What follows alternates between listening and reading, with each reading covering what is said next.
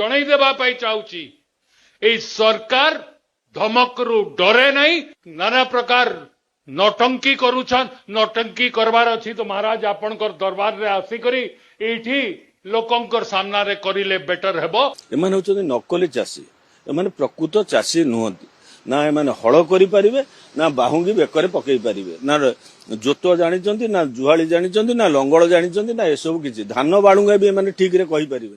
ये क्या बात करता है यार। ये बीजेपी सरकार कौन भावुचंती निजको निज बारंबार कृषक मानकु अपमान करुचंती। अरे तमे एई कृषक पाई गंडाए शांति रे खाई पारुच आ सेही कृषक को तमे अपमान करछ जी आमार अन्नदाता। आमे पूरा स्लोगान दऊ जय जवान जय किसान। बात तो सही है।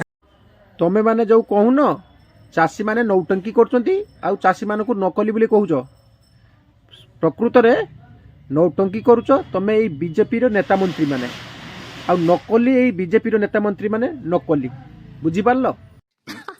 सही पकड़े हैं।